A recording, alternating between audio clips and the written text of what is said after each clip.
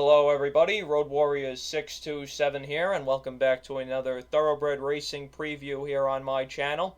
We're going to do something a little different today, and we're kind of going to do a spot play preview of 2 days at Belmont.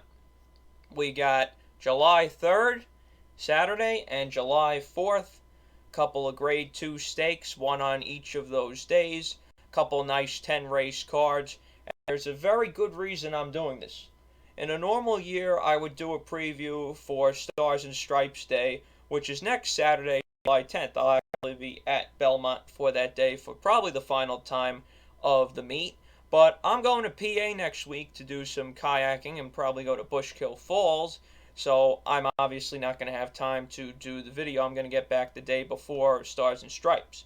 So therefore, I wanted to do something, and that's what today's video is all about. Nothing formal here. I got 2 guests. We're going to pretty much give out the ideas we like. Any races we don't like, we'll just skip over, and we'll leave that to yourselves. You'll probably pick better losers than us anyway. You'll pick winners. We'll pick the losers here.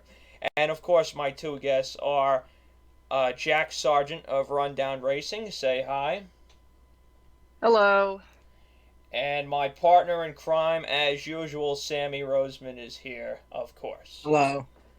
Very nice to have both of you here. Maybe Joe Martin might pop in to talk about his favorite race, the Suburban Handicap, which is race number 10 on Saturday. We're going to kind of go through these days in a sequential order. We'll start with the beginning on Saturday, and we'll go through the end of Sunday. But first, Jack would like to talk about a horse who we just unfortunately lost at the age of 32.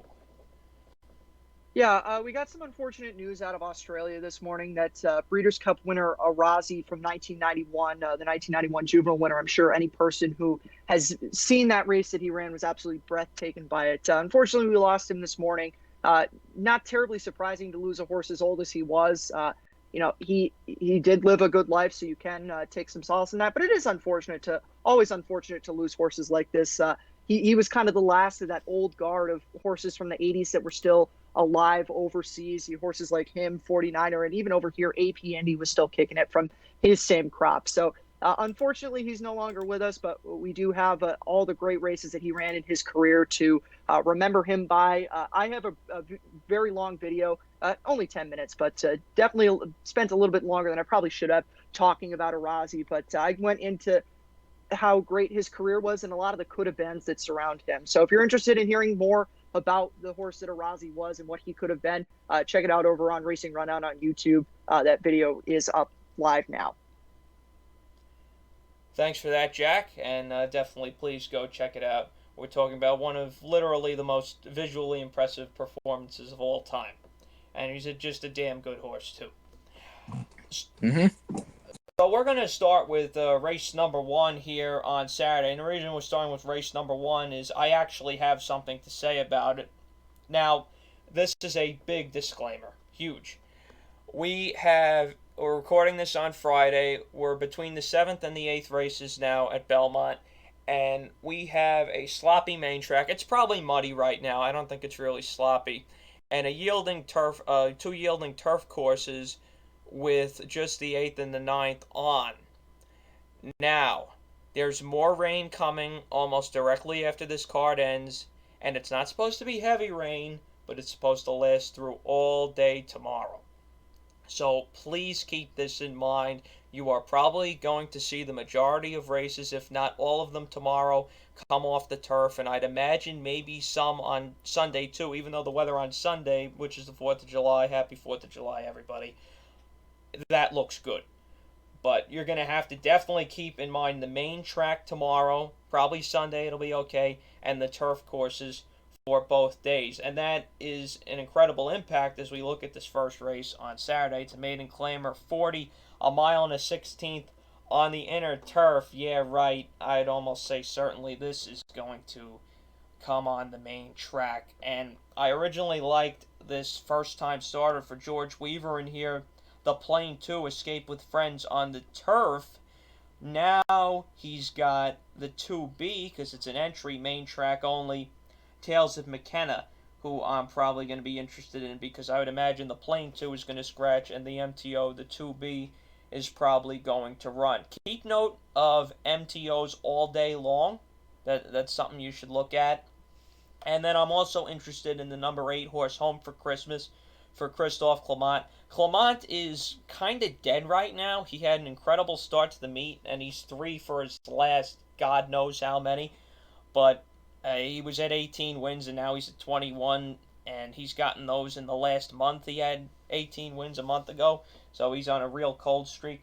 But this horse, I feel like you might get some value because of just how bad he's run, and he's coming off a long layoff. Christoph's not bad off a long layoff, and he's going to probably get a sloppy track tomorrow, and the pedigree does not go against a sloppy track, and I'd expect him to run on the dirt as much as his one dirt race was atrocious because of that pedigree, and Christoph usually leaves horses in anyway. So I think you might get some value here. I mean, they paid $230,000 for this horse. How bad can he really be, despite what he's shown? Maybe he's finally matured now, or she's matured, moving from the age of 2 to 3.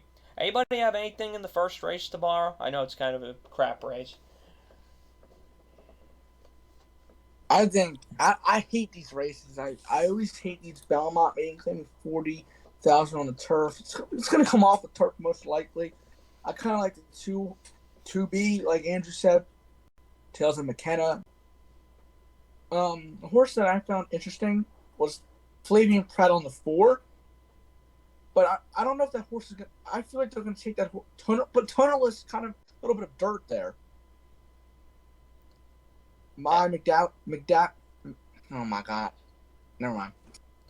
24% in the mud with the Tonalist.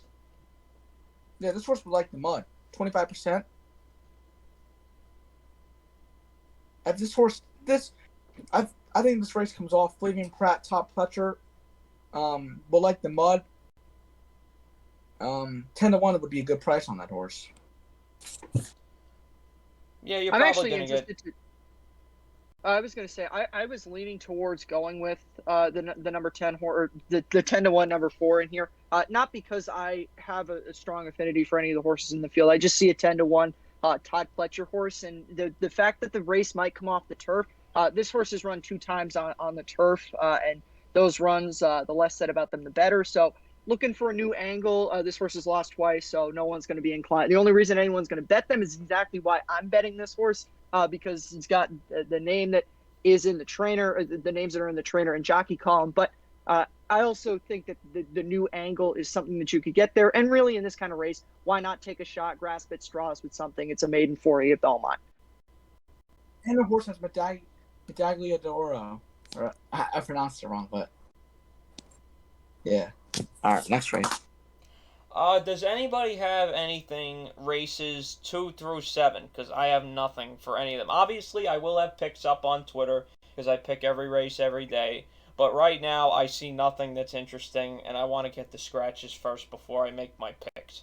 So anything between races 2 and 7, it's all yours. Andrew, I don't know if you noticed. You know Omar Moreno Hernandez, right? Sure. He has had more than 9 starts, but like it's wrong. They put it under a different jockey that was in Canada, Omar Moreno. So like his stats are like misleading at this meet. I don't know why they even fixed that yet. Now Hernandez Moreno, that's the bug, right? He's the bug? Yeah. He had a bad ride the other night. I know, I saw, and I tweeted about it, I think, too. That was just really bad. I know he's a bug. I don't want to be too hard on him, but that was pretty horrendous. He gave that up on a 7-5 favorite. He pretty much gave up.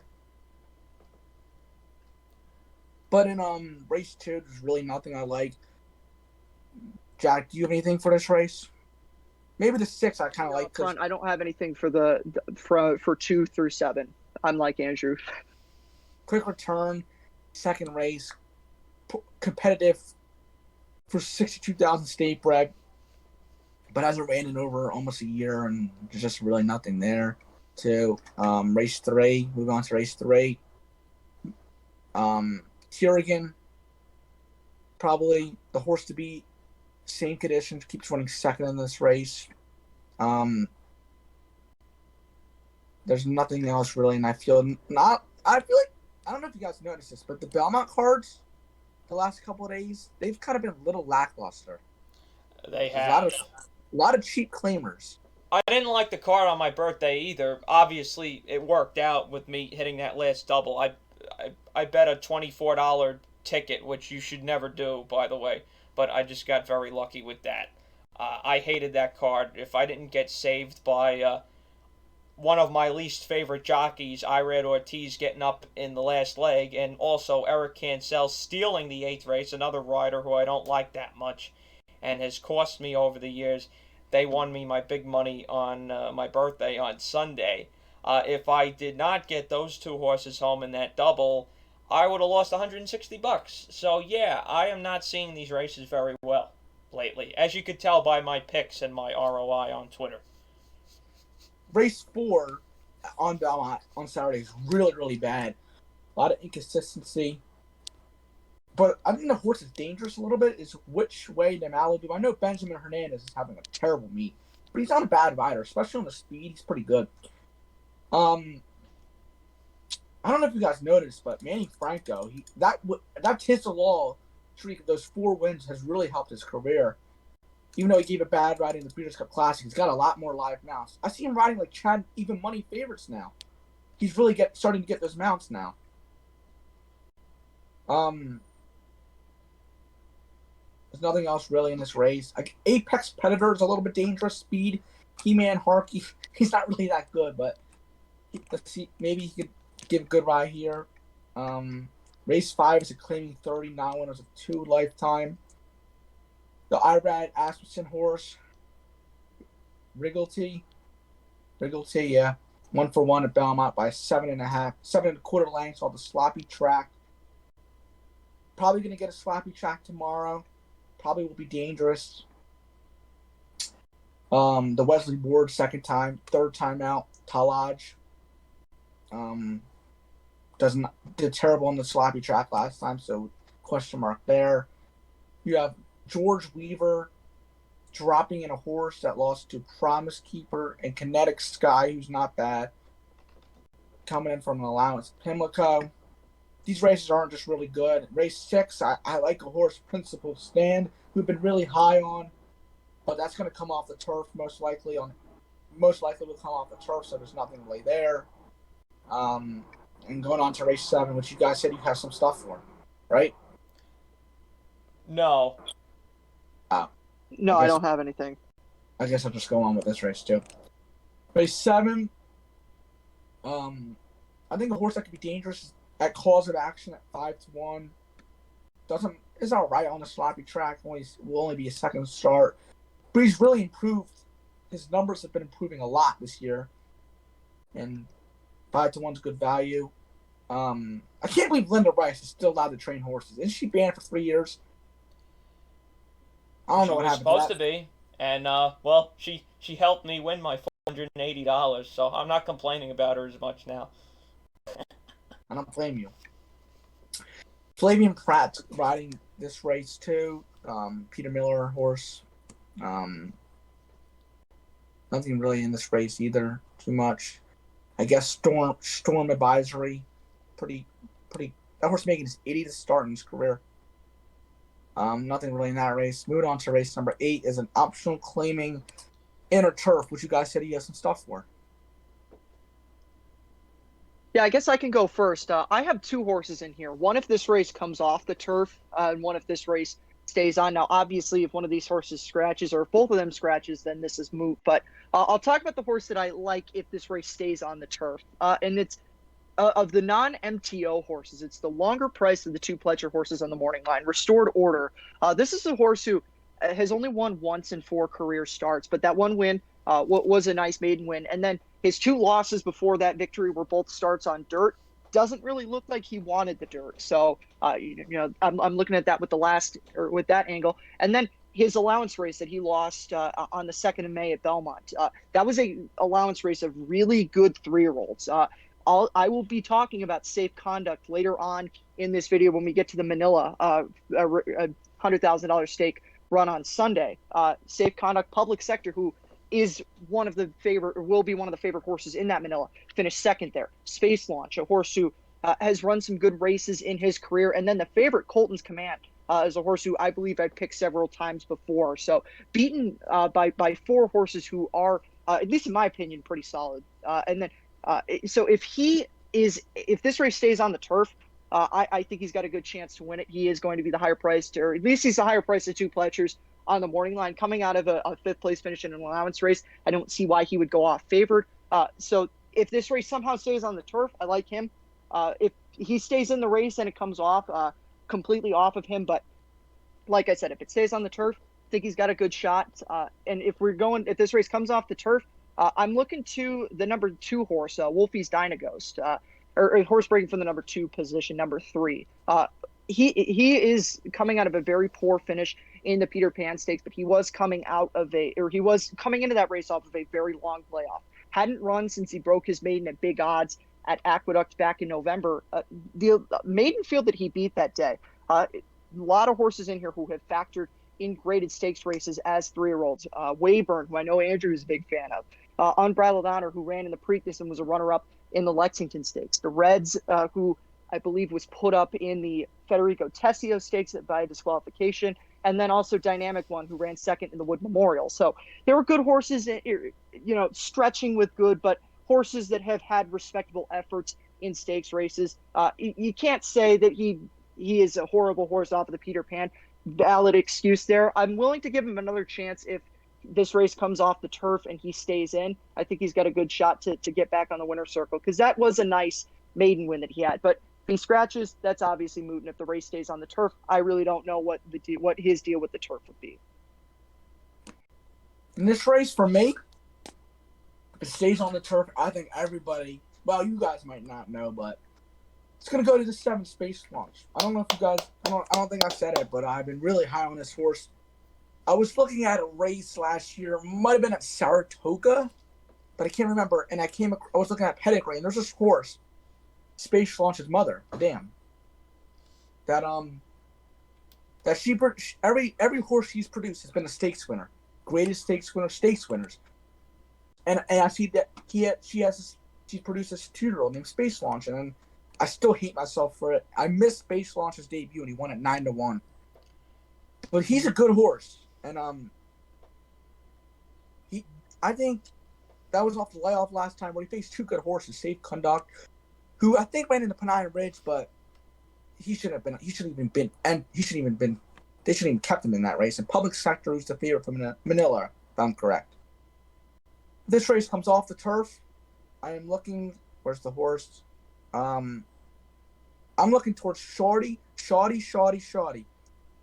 Race came off the turf last time. They kept him in the race, and St. Hutch is better, and the Reds he's all right, but he's still a quality horse.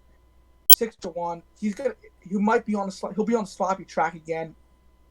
I think if that price holds, it'll be good value. Another horse I think is dangerous if this race stays off the turf.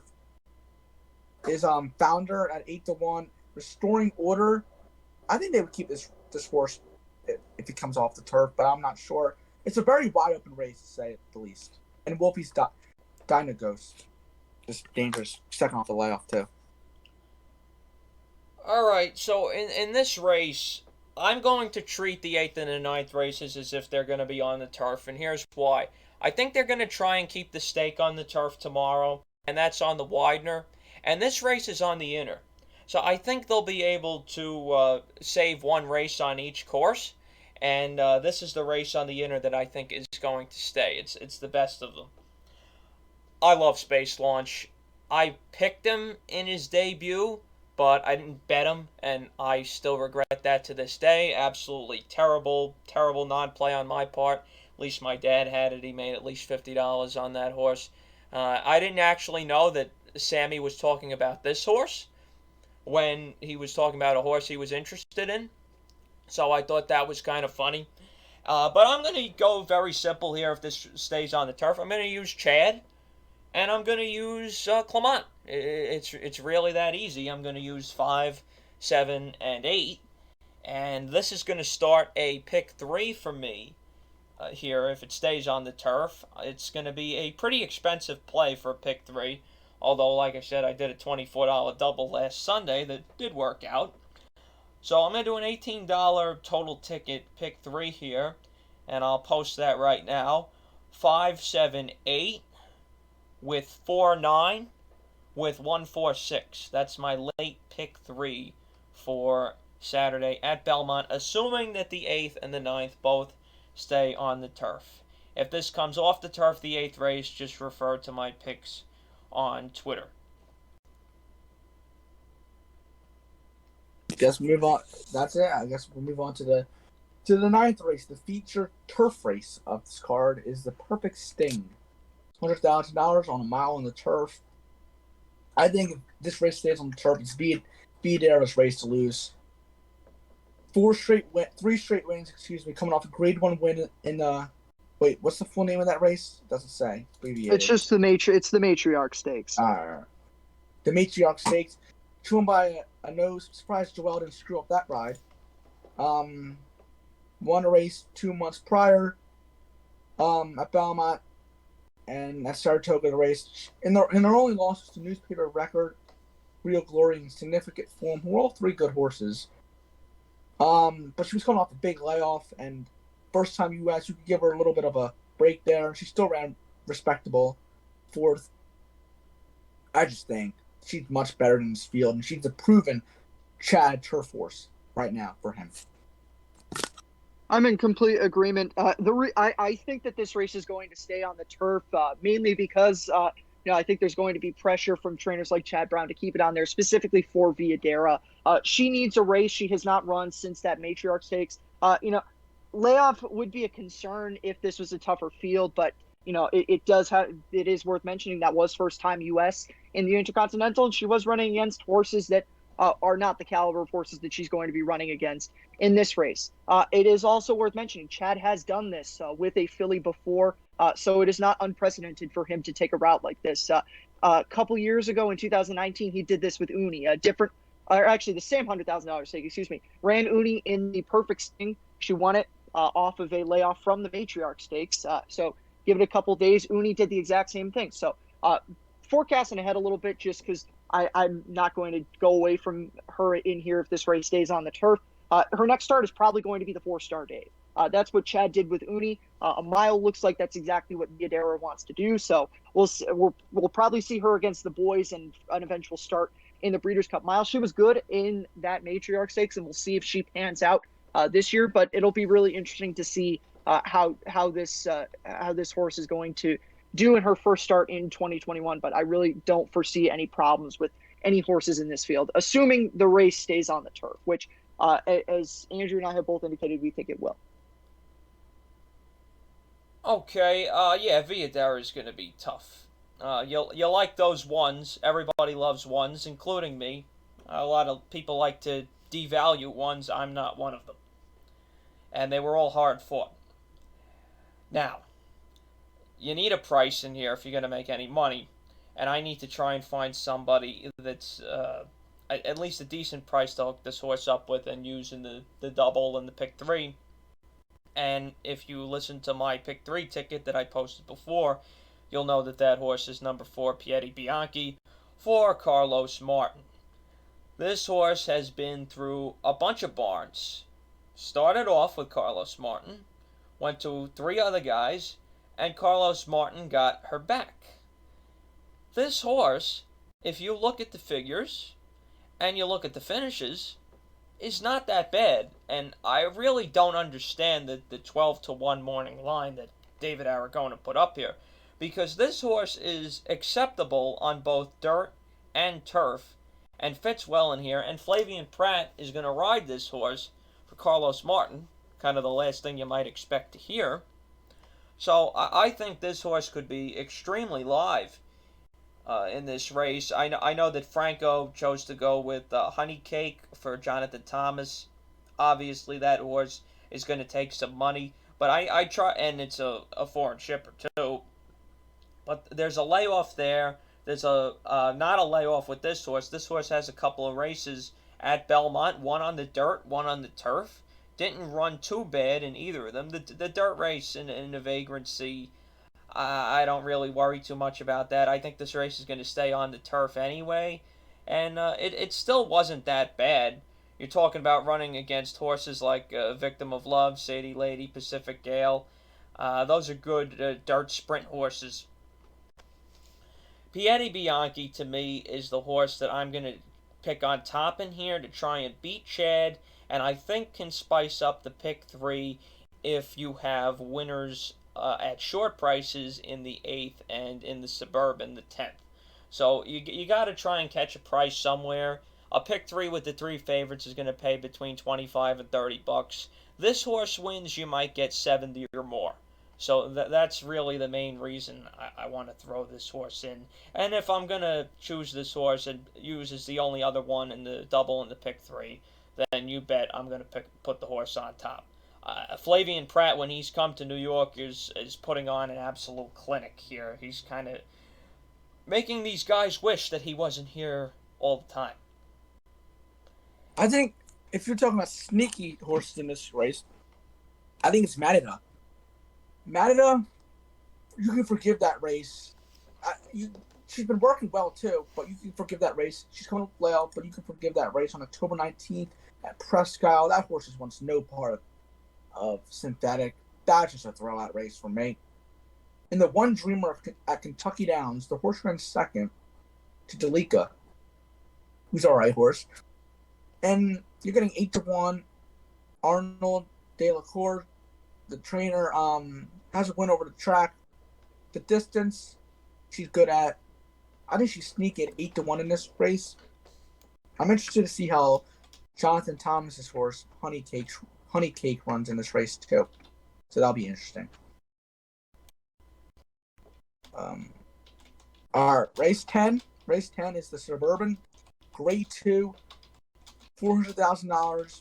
This is a good field. We got Happy Saver, Mystic Guide, Dubai World Cup winner, Mystic Guide, versus Jockey, Gold Cup winner, Happy Saver, 5 for 5. What do you guys like in this race? If you have seen my YouTube preview of this, I made it very clear where I stand on this. Mystic Guide is one of my horses that I don't have many horses that I pick no matter what, but Mystic Guide is in that group of them. So I'm not going to go away from him. I don't usually do loyalty picks, but this is also part loyalty pick, but part also I think him and Happy Saver are absolutely even with each other.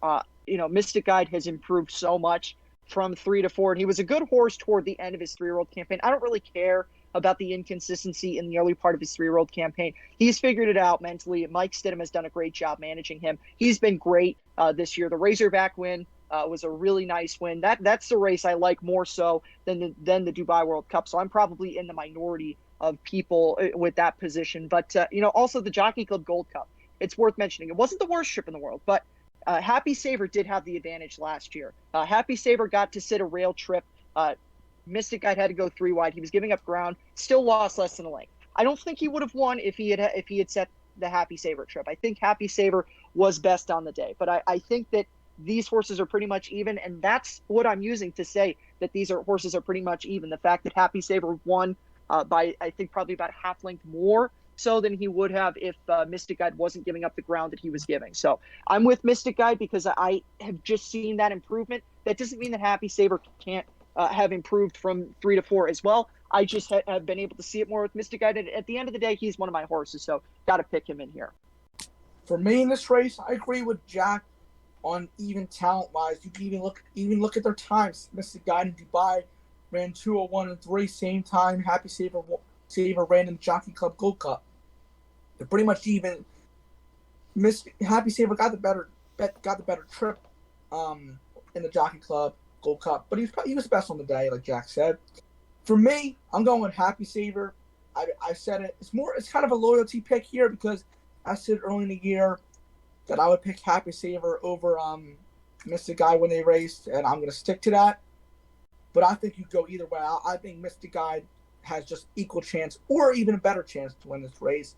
The only thing I don't like about Happy Saver was I don't really like his allowance win last time. I don't think it was the most impressive, but he got the job done, and that's what Happy Saver does. He doesn't like to win. He doesn't love to win by open lengths. He just likes to get the job done. He loves the track, undefeated, hasn't done anything wrong. A horse I think could be sneaky at a price is Moretti or Informative. I think you could just go 4-6, 6-4, all. I think it's going to be those two. There's paceless race in this race. I know Andrew likes the one Moretti.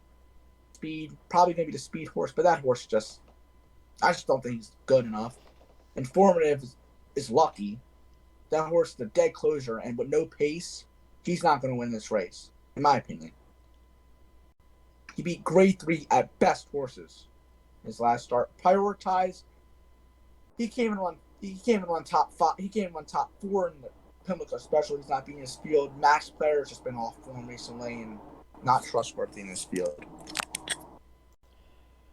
Yeah, as Sammy alluded to, I'm on the one Moretti in here, and let's talk about this race a little bit. Moretti last time in the Brooklyn, I don't think I picked him because I picked Rocketry, because I always pick Rocketry. I probably picked Moretti second. That was where Lone Rock just kind of took off and made everybody look like fools. He's not meeting Lone Rock in here, and he's also going shorter. Moretti also last time in the Brooklyn, I don't know what Castellano was doing, but he did not get the lead, and he probably should have been on the lead, because when Moretti's run his best races, he's been on or right next to the lead, and he was sitting a little bit off, which I just did not understand it. When something works for a horse, and I said this with traipsing last Sunday when I was at the track, do not take away what they are best at. And Moretti's best option in here is to go to the front. I hope Flavian Pratt understands that. I think he understands that. I don't think he's as stupid as some of our great New York riders that we have here. He's a pretty smart guy. And I hope Todd Pletcher understands that it's time to take no prisoners and just go with this horse. He's running on a racetrack that he's had pretty good success on. He obviously does not mind a sloppy track, and he likes these longer distances, and this is probably at the shorter end of the distances he likes. So if he can slow this pace down a little bit, I think you're in good shape with Moretti. Maybe he's just outclassed by the other two.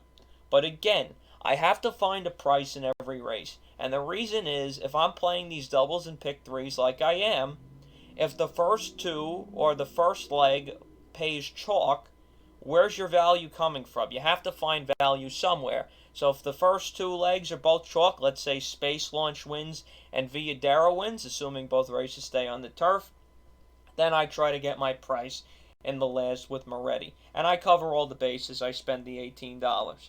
I don't play that much, so it's not really that big a deal to me as it is once they go to Saratoga.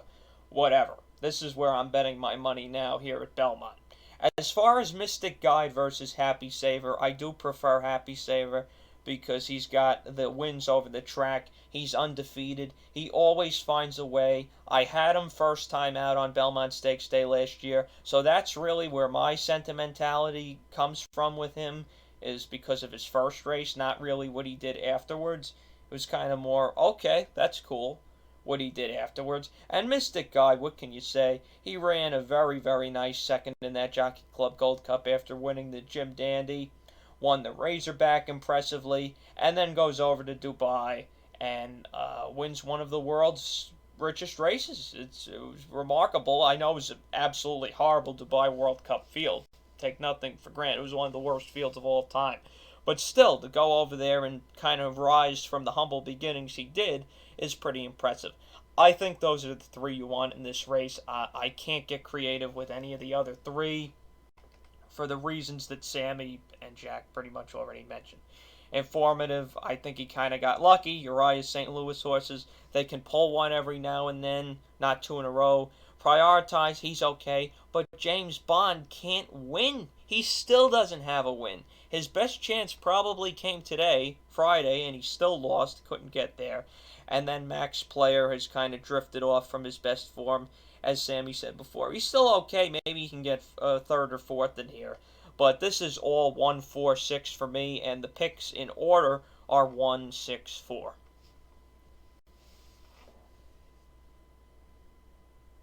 All right, so I believe that is it for Saturday's card at beautiful Belmont. As you probably might know from my Twitter account, I am not a fan of having the feature as the last race. I'd prefer there to be a get-out race. But on both of those days, these days, excuse me, that we're previewing, there are not. So we're going to move right on to Sunday, a day where hopefully the main track will be at least good, if not fast. And then the turf courses are still a little bit in doubt. The first race, I did not see anything. What about you guys? 5-horse field. Have some. Oh, I have something in the first race. Oh, never mind. Wrong race. For me, 5-horse field. There's nothing really in this race that I like. So I guess we'll move on to the second race. Yeah, I think race. I was just gonna say quickly in the first race, I saw Anna's Fast run on May 20th, and Anna's Fast was fast. That's all I'm gonna say. She's probably gonna win. Oh yeah, I picked that horse. That's probably the horse I'm gonna pick. Speed. John Velasquez, Wesley Ward have been fantastic. I hate 7 of 5, but I think she's just better. Listen to this number. What Wesley Ward and John Velasquez are 63% in the last 2 months together. So Anna's Fast. Now putting her up for 50, I think that's no problem. I think she's going to win this race. John Velasquez with sprints has been 31%. The guy just does not slow down. He's just incredible. Race 2 is a very good maiden race. Inner turf. Your favorite is the number 7, Terrific War, who was fourth in her first start, close fast, lost to Modern Science, who came back to be stakes place the other day. I think the horse I find interesting is Soar for Junior Alvarado, Belmont. The works have been slow, but they paid $230,000 for this horse. Junior Alvarado's not having the best meet, but at 8-1, they must feel confident off that work that this horse is going to be good. Belmont has 2 in this race. I just think this race with the stretch out for Terrific War is just going to be. I think this horse is going to get the job done. Though, lost to a good maiden race last time. Now it's not facing as tough of a field, and stretching out I think is going to help this horse. I have a play that I don't know how likely this is, but I'm willing to be ambitious in this race. I want no part of Tariff War off of that first start loss, so I'm looking for value in here, and I'm actually on the other Belmont horse. The horse is by Blame, and you think Blame, you think dirt, but Blame has actually produced some pretty good turf runners in his career. I would probably lean toward him being a better turf sire than a dirt sire, but that's a conversation that can be had at a different point.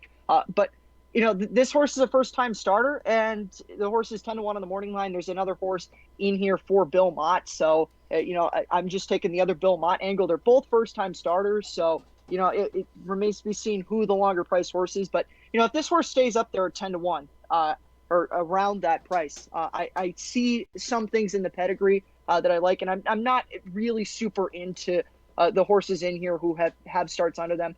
Like I said, I don't want any part of Tariff War. I don't want any part of I Am the Law, and I'm also not really too interested into Hombre, the Barkley tag Ontario bred in here. So I'm going to take a shot with a first-time starter in the longer price in the Belmont entry. Okay, so Sammy likes one Belmont. You like the other Belmont. I like both of them. I'm going to bet both of them to win because I don't like anybody else in here. I really don't want Michelle Nevin first time out. And if you remember, Belmont pulled a pretty big upset with a first-time starter on June 12th here at Belmont at 25-1. I think Lizcano rode in that situation. I don't remember exactly. But that was a very good ride, just sitting on the outside and took off. Belmont's been good this meet. He's usually not a 22% trainer, as much as he's a Hall of Famer, and he's a freaking great trainer. And he made my dad all the money in the Jaipur by running 1-2 and Wesley hanging on for third. Belmont's having a good meet. That's really, I think, usually when you look at Belmont, he's between 12 and 15%. He's winning at 18% this meet, 22% for the year. I'm a fan of both of these horses, and I'm not going to let either one of them beat me.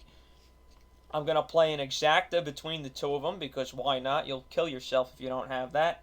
And then I'll play a little exacta with the 7 as well and a triple box between the 1, 3, and 7. I went the 7 over the 3, and yeah, race 3 is the meeting claiming 40,000. And guess what? I like this race. I feel confident with this race. I know, it's shocking, but I do. This race, I like the 1, Kali Magic. Eric Concel Speed. I don't know if you guys know, but Eric Concel pulled it off last week with a 50-1 long shot, and he almost got it done in the Manhattan with Suburban. Eric Concel with speed is very dangerous, and this horse went to the lead off a big layoff. Like, horse had let me do some quick 8 months off, so you can forgive that horse there, and the horse still ran good. Now you get Eric Concel aboard, and I just think this horse is dangerous at 8-1. The number 2 horse is just funny to look at the horse. That might be the worst horse I've ever seen in years. The horse lost with Sammy lengths last time. It's 52 and 23. Another horse that I kind of like in this race is number 8, Tis a Pity. Coming in from maiden race, but hasn't ran in over a year. I just think Christophe Clement is just getting rid of this horse a little bit. That's what I feel like in this race. James Bond, I would consider that horse the 9, but he's over 32 at the meet. You just can't really. And NYRA is just going to get overbet like he always does. But that horse is also very live. What do you guys like in this race? I don't have anything. I like absolutely nothing. I should mention early here, I don't like anything in this race. What did we just talk about, the 3rd or the 2nd? 3rd. The 3rd, yeah, I don't have anything in here. I don't have anything in the 4th. Like I said before, I will on Twitter every race, every day till the end of the meet. But as of now, I have nothing all the way through to the 8th. Not to the 8th, till the 9th. I have absolutely nothing. I'm in the same boat with Andrew. I don't have anything until the 9.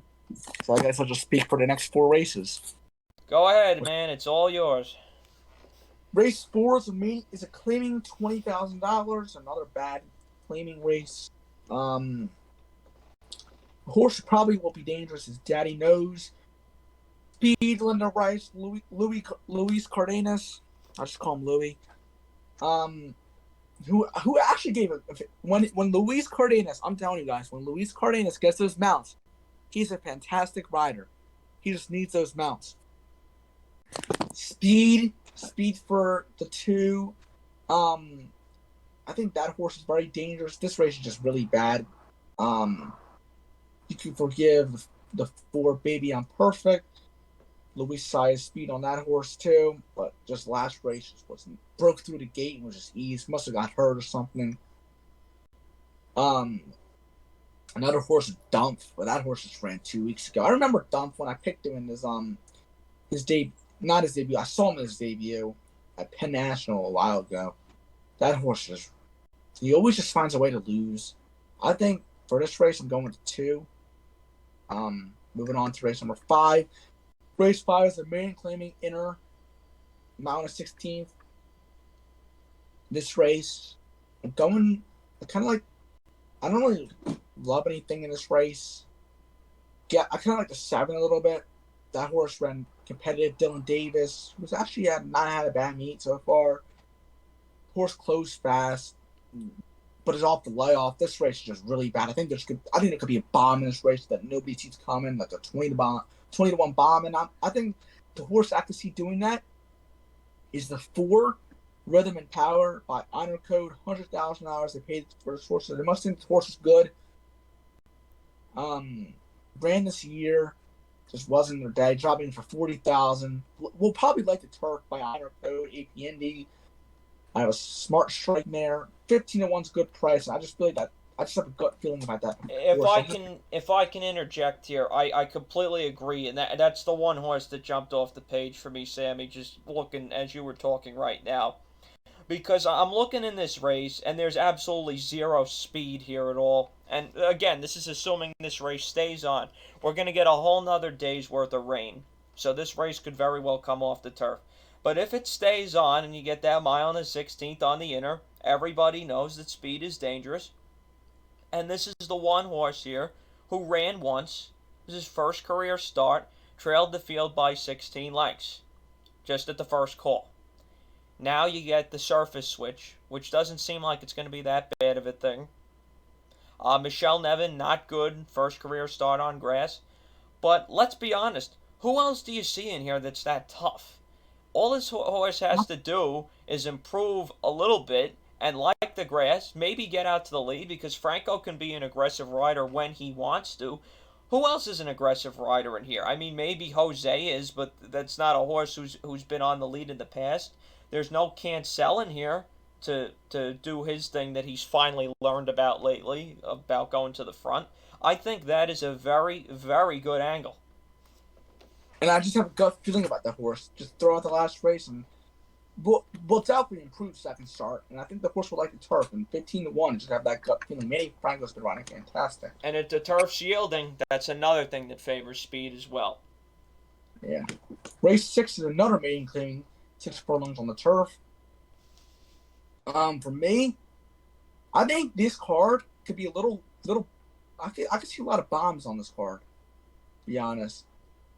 For me in this race, I'm gonna the horse. I'm gonna take another bomb with the one. Rye Runner, 15-1. Tom Albertani, is the trainer. The horse doesn't really. The horse is all right on the turf. Damn size, more turf, but $150,000. Blinkers come on, so that would help. Second off the layoff, where she came back and lost after 5, and a couple other solid horses. I think this horse will improve and dropping in class. And these races is so wide open. They're so inconsistent and not good. You can just there's ways to find prices, and 15-1 is another good price. I think this horse is dangerous at 15-1. Moving on to race number 7 is a claiming 16,000. Another alright field. For me, I like the 8. No, not the 8. Wait. I like the 4 Buston Bay. Shopping it from 30,000. When this horse was in this low of class, it was 25,000. Horse won by 16 lengths. Manny Franco probably send this horse right off the claim. Rudy Rodriguez, who drops when he drops a horse off the claim is 32%. First off the claim is 24%. And this horse will probably like the mud. Saying's probably gonna be a little bit muddy there. And I think this horse is dangerous at 2-1. Probably is the most likely winner. Race number 8 is another good race. An optional claiming $100,000. Very strong group of older horses. For me in this race, I like the 7 Holiday Stone. Like the track. Since moving to George Weaver Barn, you can forgive him for that first start. Came back a month later and won.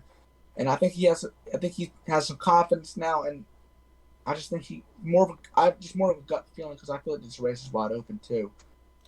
Thea is that's the horse I actually picked in his last start, and he just was terrible. If I can interject again here with the 8th, I did have something and I totally missed it. I actually wrote it down too.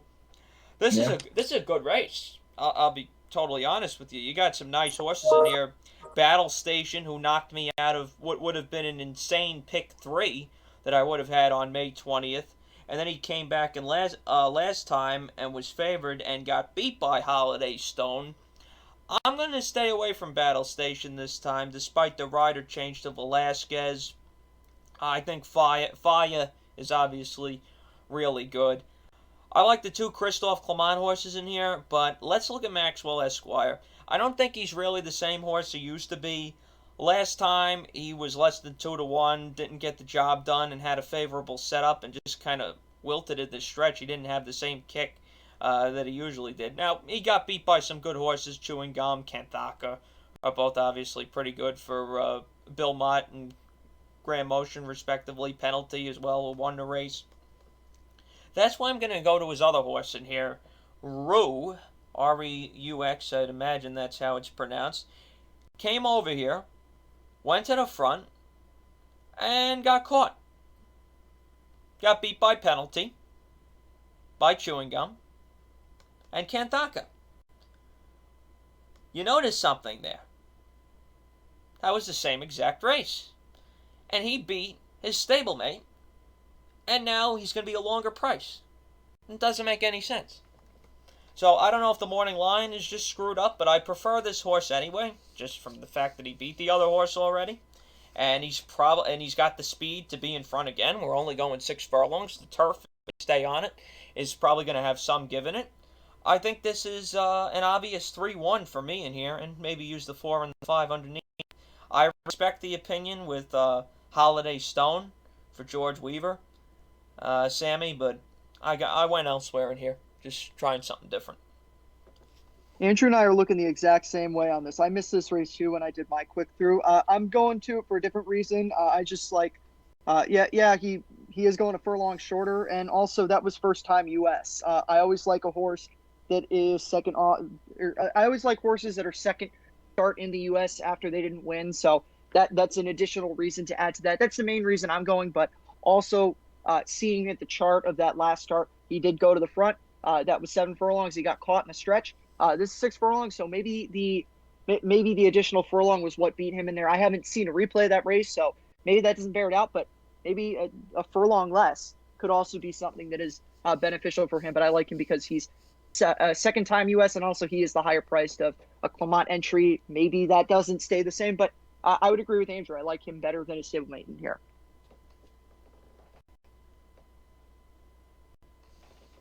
Moving on to the 9th races in Manila. Mile on the turf for 3-year-olds. In this race, it's a really solid race. I think you can see a couple scratches. I think riding with Biden is going to scratch because that horse is entered in the Peter Pan. If one horse is scratching the Peter Pan, you mean the Dwyer? Dwyer. The Dwyer. Excuse me, the Dwyer got mixed up. They have flipped those races in the past before. They have. I was thinking about that. I was thinking about that Peter Pan for a second. It was on the top of my head. The Dwyer. If this one horse scratches out of the Dwyer, then that horse is gonna be that race is gonna be bad. But anyways, I think he could scratch. And I think Like the King could scratch. For me in this race, I'm going to the Chad Brown horse, Public Sector. I love his last win last time. I had him that day. He had a lot of trouble, and it was a beautiful ride by Flavian Pratt. He got this horse. He didn't really have trouble, but he was up close, and I just really like that win. I think this horse is improving. He lost safe conduct the last race, but that was off a big layoff in the Breeders' Cup Juvenile Turf. You can always forgive an effort in the Breeders' Cup. The Pilgrim was a nice effort against Fire at Will, who came back to win that Breeders' Cup race. And he won his maiden really impressively over Scarlet Sky's solid horse in himself, in his own right. Another horse I like in this race is Strong to Gold, third off the layoff. He's always right. He always digs in deep. The cutback, I think, is going to help this horse because he's going to get back to a mile. Irad picks up the mount. That one race he lost. He was off a big layoff and he got bumped. And just, you can forgive him for that race. The only con I have for him is he's coming into open company for the first time, but I don't think that's going to be a big issue. I think this horse is pretty good. Strong to Gold is the horse that I'm on in this race. Only loss in his career was a head loss in a turf race at Aqueduct. And again, as Sammy mentioned, there were problems in that race. For Public Sector, I will say right now, the Belmont Derby is next weekend. And for full disclosure, I've been handicapping that because I am going to try to nail that race as best as I can. I really like Safe Conduct. I picked him in the Pennine Ridge before that race came off the turf. In Public Sector, that losing to a horse that I think is stakes caliber, certainly not a bad thing, especially off the layoff he was. So Public Sector is a fine pick in here. I got to try to beat the favorites in here. I think every favorite in here is beatable. Annex is a horse I've liked for a while. I still think he's a better horse than that American Turf showed him to be, but I don't want to trust him in here. I don't know what Like the King is going to do. He's entered in the Kent Stakes at Delaware. Not sure if we're going to talk about that, but I think he may just be entered in this race as a backup if the Kent comes off the turf. But that remains to be seen. I'm not going to try to predict that with Like the King. And then some of the other horses in here. Original, no thanks. He doesn't like to win. And like I said, favorites in here I think are beatable. I like the form that Strawn to Gold has, and the races have been good enough that I'm not going to knock him for not having a start in open company. When a horse is winning the races, and he's not doing them visually impressively, but he's getting the job done. And at the end of the day, wins are wins. His largest career, the only margin he's ever won by is a neck, but he's looked good doing it. And again, only loss was a head loss going a mile. I actually think I would disagree with Sammy, though. I think he is probably a horse who's going to do his best running, getting out to longer. But 1 turn mile here at Belmont doesn't necessarily concern me. Again, he's already run good at a mile, so I like him in here. I think that the money is going to flow into Chad, obviously, but also into Annex because he is a multiple stakes winner, and I think that the price should stay around 4-1, and it could even go higher with Strawn to Gold. And if Like the King shows up in here, then I think the money's going to flow into those 3 horses because when you have a horse from the Derby Trail who it's clear he was a grass horse running in a grass stake that stays on the turf. Hopefully, we're hoping this race is going to stay on the turf. It looks like it will, but things can change. But I think that the money can flow to those horses, and if it does, then that's going to be good news for me. But whether or not it flows to them, I still like Strawn to Gold. Yeah, I'd say for sure this race stays on the turf. We're talking about the biggest turf race on Sunday. I'd be very surprised if it came off. My goal in this race is to beat Annex. I want Bill Mott when he's a freaking big price. I don't think Bill Mott, and look, let's start over here. The last 3 weeks at Belmont, there has been so much apparent corruption to my eyes that I'm going to be making a full video about it. Now, I was supposed to do it last week. Then I was supposed to do it this week. Just haven't had time. And then I thought to myself, you know what? Let me let the meet end first before I do it. And then I'm going to make the video between when Belmont ends and Saratoga begins. So look for that episode of One Turn Route. It's going to be, I think, episode number 6. We're going to talk about the corruption of New York racing. And that connects here. I don't think Bill Mott cares about winning at short prices. I really don't. I don't think a lot of these guys care about winning at short prices, and that could just be the stubborn gambler I am. But I think with these lower level stakes races where the purses aren't that high, this is only $100,000, they care just as much about their tickets as they do about the money they'll get. So they're going to get, let's say Bill Mott wins this race, he's going to get like $5,500 if his horse wins. I think he cares more about the betting.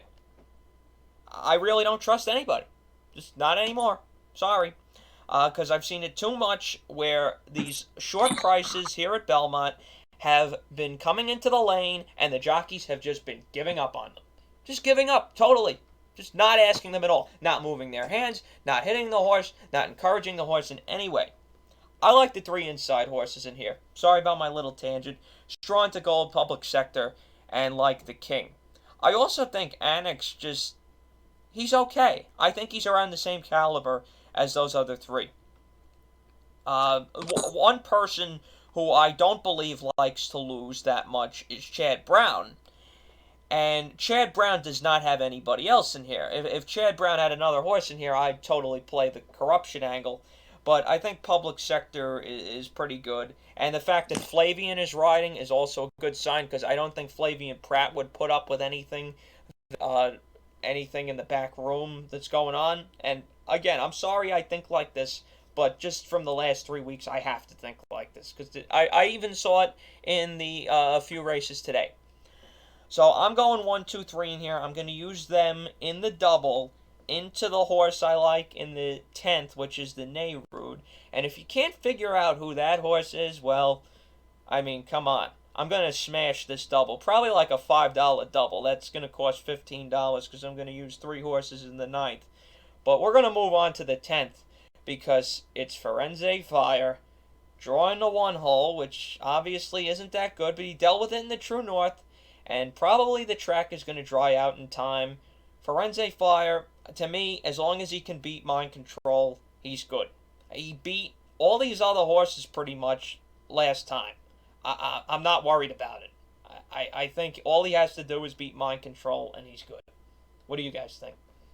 I'm not worried about Firenze Fire losing this race either. I will say, though, you might look at this race and say there's not really much value in here. There is a horse that I like in here for value, and that's the number, excuse me for not having the chart pulled up. That's the number 4 Top Seed for Shug McGahee. This is a horse who, on his best day, has run some really good races. He has 3 nice wins and 2 good second place finishes. The last time he was second to Happy Saver. Again, Happy Saver, that was a paid workout for him, but he hung with Happy Saber long enough. This is a horse who has won by 9 lengths in his career at Tampa. Now, that was an allowance at Tampa, be that as it may, but still, on his best day, he runs a very solid race. I'm not making a case for him beating Firenze Fire, because I don't think anybody in here can beat Firenze Fire. But he's had some good starts in his career. The allowance race at Keeneland, that was off the layoff. I'm not really too interested in that. And then the start in the Westchester, I'm not going to say anything about whether or not Wicked Trick should have been taken down, but Wicked Trick came out in front of him at about the half-mile pole in the Westchester. Top Seed had to take up very heavily, and that kind of compromised him for the rest of the race. So I certainly think he's better than that 4th place finish in the Westchester. And on his best day, he can win. He can win an allowance race. I don't think any of the horses in here outside of Firenze Fire are much better than allowance caliber horses. So I think Top Seed at a price could run a good underneath in here, whether it's a place or a show. I actually thought it was going to be a little bit higher on the board. I guess I must have thought of the allowance run behind Happy Saber better than most other, the Morning Line Maker, and then probably as most other people will view it. But if he stays up there and he ends up being the longest price, I like him even more. Again, not for a win, but for a horse, I'm reaching for something. But you got to reach for something in a race that the favorite's 3 to 5 on the morning line and could drop significantly lower than that. So that's what I got in here. Heavy favorite with a horse who could potentially be the longest price underneath. I agree with you, Jack. That's actually the horse I was been looking at since they drew the race, is Top Seed, because listen, you could cross out that race last time where you can't cross it out, but he ran a game second to Happy Saver. Race before that, he lost to Dr. Post, who's a solid horse in his own right. I mean, I guess you could consider him Triple Crown placed. But I know Andrew doesn't like to consider that the Belmont 2020. He lost to South Bend, who came back to run in a couple stakes races. He also lost to Muddy Heart, who just came back to win a Greatest Stakes yesterday. He also lost to Fearless, who's all right. And he lost to some other RA horses. So at 12-1, he's sneaky, but Firenze Fire, it's all about him in this race. 7 for 10 at Belmont, always consistent. He's always there, even when he runs bad. He's just a cool horse to like. This is his race to lose, and how could he not love Firenze Fire? Just a cool horse, 6 years old, loves Belmont. Always, he's still going. Just love Firenze Fire. Hopefully, he should win this race. I will interject one thing before we move on. I don't want to overreact to a couple of wins that he's had this year, but I am having a very hard time saying that Firenze Fire isn't in the best form of his career. I mean, he has been tremendous since he came to Kelly Breen. Now, that could be he's at Belmont, his favorite track, and he has been running against the toughest horses in the world. But I really like what I've seen from Firenze Fire. I don't want to overreact too much, but tentatively, I really like what I've seen, and I'm hoping for some big things for him, because it would be cool to see him go on and win some bigger races, maybe get a grade 1, first real grade 1 in his career. I was thinking about this. If the Breeders' Cup was at Belmont, I think Firenze Fire would win the sprint. If it was at Belmont? Well, the Breeders' Cup will never be at Belmont again, and that's a totally separate discussion, and it makes me want to punch one of the 3 monitors I have in front of me right now. But yeah, that'll never happen. I don't think he'll go on to win the Breeders' Cup Sprint or anything this year. I don't have as much confidence in him. I don't mind him seeing beat up these horses, though. I freaking love this horse. He's my favorite horse in in training. I'm so happy I got to see him the day before the Belmont Stakes and go down to the winner's circle and take a picture of him. It was a really awesome, awesome thing to be able to see him again. The only time I ever saw him before was, of course, in the Dwyer, where I'm sure he was juiced, and that was when he took all the $80,000 at the last second to drop him from 5-1 to 5-2. But that was already 3 years ago? That was 3 years ago already, yep. Damn, I remember that like it was yesterday. I remember it was all over Forensic Fire that day. It was 5-1. He went off at like 5-2 and he just crushed them. Last flash, yeah. Total corruption, just like some of the stuff I'll be talking about in the one-turn route video a little more than a week from now, as soon as Belmont ends. That's how fast it goes by. That race was already 3 years ago, and I remember it like it was yesterday. It's crazy. Yeah, let me just throw in this. I smashed an exacta that day, June 4th, when I was at Belmont in the True North. Forensic Fire over American Power, and that did not work out. He finished third, but there's no Flagstaff in here, so I guess I'll stick with American Power again for second, but really, how much is this exacta going to be? I don't think it's worth playing. That's why I'm just focused on getting this double, because then I don't have to worry about American Power running second. I just have to worry about Forensic Fire winning, and one of my 3 horses, the 1, 2, or 3, winning the 9th race, the Manila. And that does it. We got through 20 races, guys, for July 3rd and July 4th here at beautiful Belmont Park. It is not Stars and Stripes Day yet. That will be next Saturday, July 10th. Me and Jack will be over there at beautiful Belmont. I'll be there for probably the last time of the meet, unless I go July 11th as well, which is always a possibility, but I'm trying not to lose too much after the nice birthday I had, because I don't want to flush it all down the drain now. That's why I'm being pretty conservative with my bets. Anything else you guys want to say? This will probably almost certainly be the last video of the Belmont meet. Anything else, guys? I've got a couple things for Monday's card. Monday's card dropped. I'm not going to take the time to go through all the races. I'm not that dedicated. I want to talk about the 2 stake races. The first one is the Grand Couturier. It's a 1.5 miles on the turf at Belmont. And if you listen to Racing Rundown, you know there's a reason why I'm talking about this, and it's because Gaffo's entered in here. Now, I'm not on Gaffo like my co-host is, so I don't feel a sense of loyalty to go with him. Joel Rosario's back on, and Joel Rosario has not been riding this horse well. I said it after the Manhattan. I didn't pick him there. I'm not going to pick him until someone not named Joel Rosario is riding him. So I'm looking against Gaffo in here. I also think he's going to take a lot of money because he's the name that everyone recognized, Grade 1 winner. So I'm looking against him in here. And one of the horses that I'm looking for in here is another horse that Racing Rundown has been high on before. My co-host made a prediction back in December that a Mike Maker horse who finished 6th was going to win the WL McKnight at Gulfstream Park in his next start. That horse's name was Tie to the Sea. Tie to the Sea did that exact same thing, and Tie to the Sea did it one way. He went to the lead, did not look back for the entire 1.5 miles of the race. So I know that this horse wants to go 1.5 miles.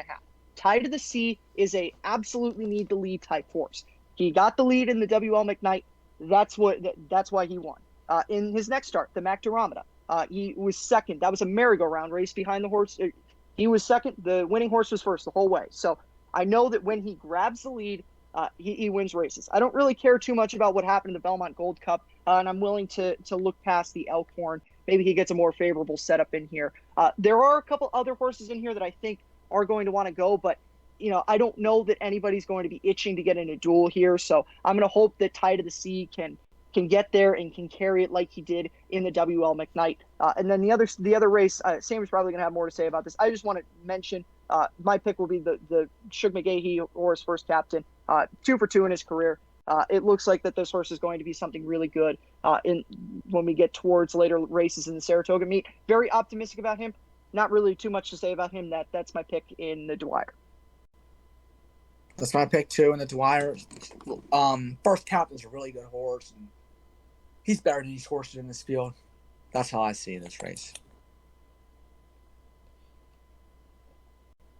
let me just, yeah, I picked Ty to the C in the Belmont Gold Cup, and obviously that didn't work out. I'll probably get him back, because I did use him in my stable duel contest in the McKnight as well on Pegasus World Cup Day. And if you don't mind, there are a couple other races that have implications for the Breeders' Cup that are running this weekend. The entries to the Anytime you want to talk about Pacific Gale is a good time. So please go Well, I ahead. actually wasn't going to talk about Pacific Gale. Wasn't going to be the horse that I talk about. I do Oh. want to mention everybody's favorite guy is back this weekend in a Grade 2 at Los Alamitos that actually drew horses. Terribly shocked that the Great Lady M has an 8-horse field in it, but headlined by everybody's favorite reigning filly champion Gamine. There's no reason she should lose here. She's better than everybody else. I'm not willing to get into conspiracy theories right now. If you want to know how I feel about the whole situation, you can go find our on Racing Rundown, my episode about the Preakness Stakes. You can hear all my thoughts on that. But Gamine should not lose this race, and that's the end of that.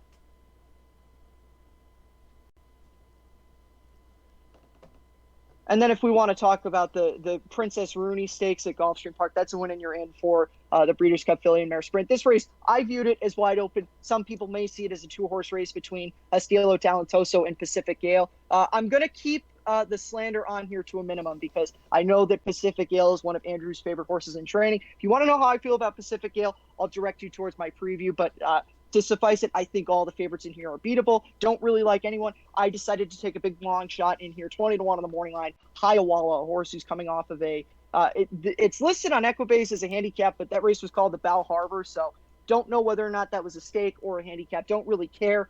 She won that race. She's been consistent in her career at Gulfstream. A pair of wins and a third, and the one off the board finish was in the Royal Delta, or going way longer than she wants to go. So I'm taking the angle. She won at 7 furlongs last time by 6 3/4. I'm hoping that I can get that again. Don't really know how likely that is, but a race that I saw was wide open. Favorites very beatable. Why not take the shot? Okay, Sammy, anything else for this weekend or anything in the near future? Nah, not off the top of my head. Okay, well, everybody, America, fuck yeah, have a great 4th of July weekend. I hope you stuff your face with burgers, hot dogs, and freedom, because that's what it's all about as we celebrate the 245th anniversary of giving England the finger. I hope you have a great time playing the horses on Saturday, Sunday, and Monday, and all the time.